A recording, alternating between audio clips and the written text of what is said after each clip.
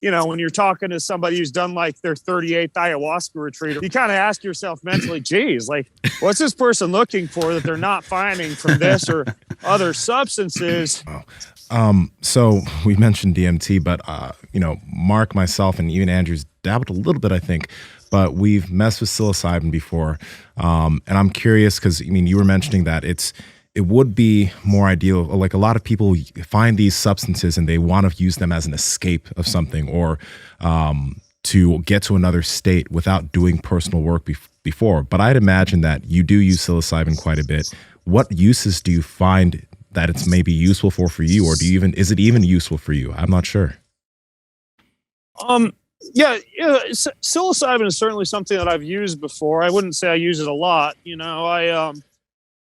I might microdose with psilocybin, maybe 3 or 4 times a month, on like a day where I need a little bit more creativity. I'll certainly use something like the Stammet stack and take a half gram or so of psilocybin with a little bit of like a blood cell or a blood flow precursor like niacinamide or niacin or even like sildenafil or something like that. And then the lion's mane and the psilocybin. And that's really nice, for something for which you'd want increased sensory perception or increased creativity, like either a hike in nature or a really intense like worship, prayer, song session, which I'll sometimes do, especially in the morning, just, going before God for an hour or so and going really deep. It can even be nice for like a hard workout or for a really good creative writing session where I'm juggling a lot of book chapters and just need to be able to step back and see the forest for the trees, but then also be able to dive in and creatively tweak and edit each chapter. So, those would be some use cases for it. I would say that I very seldomly will use what many would refer to, as more like a trip dose, where I'll take 3, 4, 5, 6 grams. I've done that before, with a good journal and a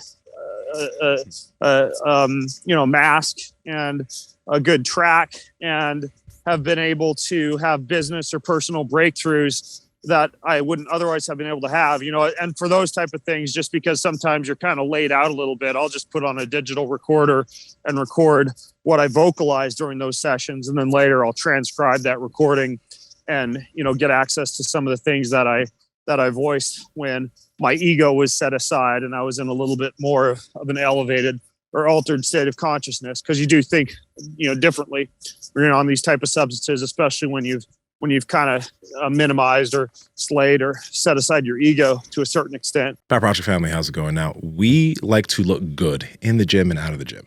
That's why you always see Mark and I and Andrew is stepping up on the short game, wearing shorts from Viore and clothes from Viore. And honestly, the number one compliment that I've seen, that I've gotten, and even Mark's gotten, is, damn, your butt looks good. And that's because, the clothes we wear make our booties look delicious. Andrew, how can they get it? Yeah, you guys both have pretty big wagons. You guys can head over to viore.com/power project. That's VUORI.com/power project to receive 20% off the most amazing apparel that looks so good inside and outside of the gym. It's going to make your ass look fat, and your ass will look fat. Links to them down in the description, as well as the podcast show notes. God damn it. That's a good one. That's a good one.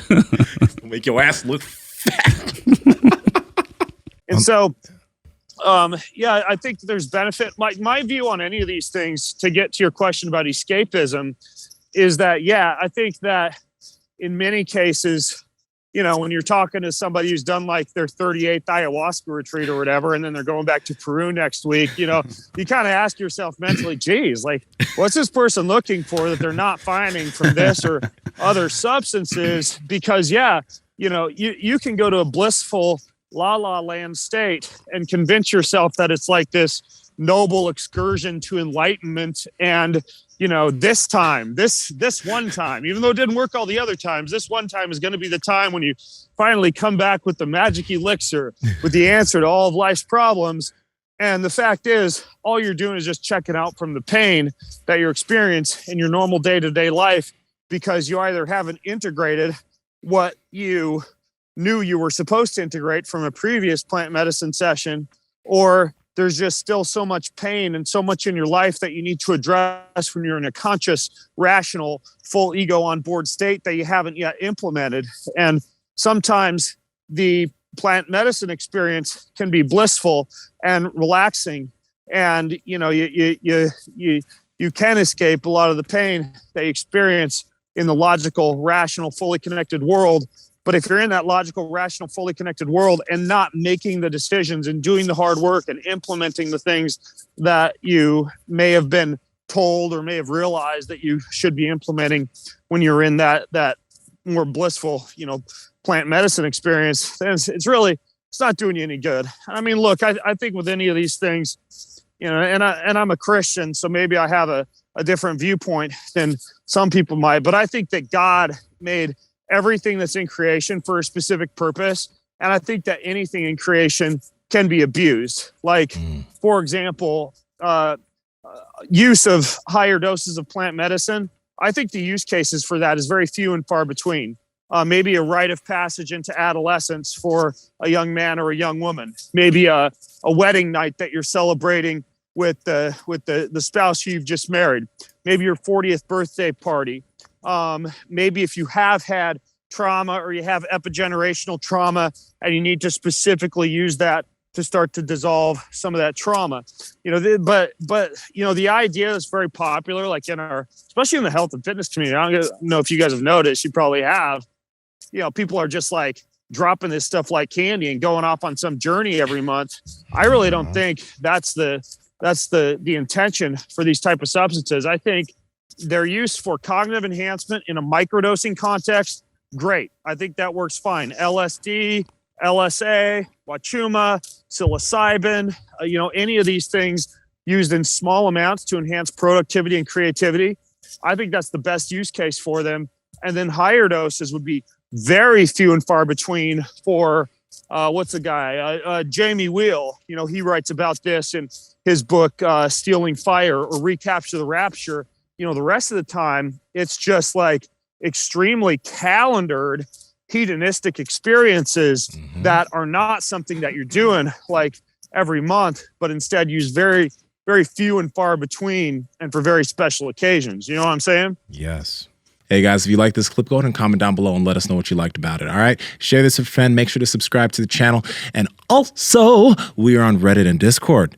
All that's down below. All our sponsors and everyone that supports us down below there too, so you can get whatever you like from us. All right? Peace.